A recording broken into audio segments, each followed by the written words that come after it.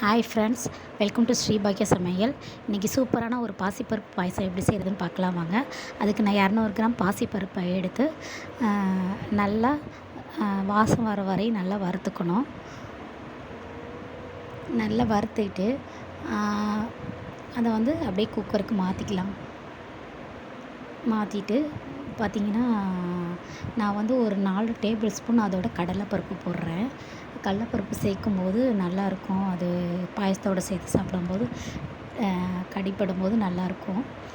ரெண்டையும் வாஷ் பண்ணிவிட்டு தண்ணியை வடிகட்டிட்டு ஒரு 3 டம்ளர் தண்ணி ஊற்றி குக்கரை போட்டு மூடி ஒரு 2 விசில் வச்சு எடுத்துக்கோங்க. 2 விசில் வச்சு எடுத்துக்கோங்க. நான் ஒரு 200 கிராம் வெல்லம் அதில் சேர்த்துருக்கோம். நீங்கள் வெல்லம், நாட்டு சர்க்கரை எது வேணாலும் சேர்த்துக்கலாம். 200 கிராம் வெல்லம் எடுத்துகிட்டு ஒரு 1/4 டம்ளர் தண்ணி ஊற்றி வெல்லம் நல்லா கரையிற வரையும் வெயிட் பண்ணலாம்.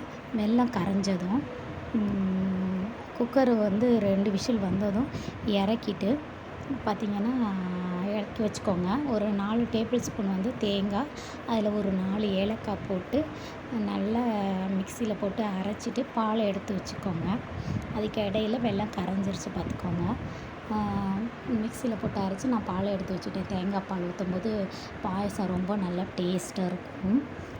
2 விசில் வந்ததும் இறக்கிட்டு நம்ம வெல்லத்தை வடிகட்டி அந்த பருப்போடு சேர்த்துடணும்.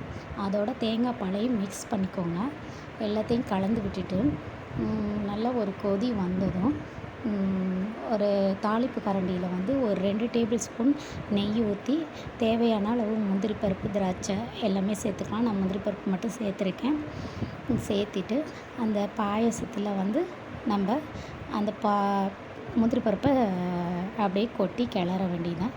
கொட்டி கிளறினோம்னா சூப்பரான ஒரு பாசிப்பருப்பு பாயசம் செம்ம டேஸ்ட்டாக இருந்துச்சு.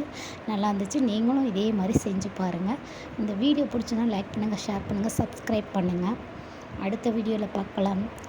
பாய். தேங்க்யூ.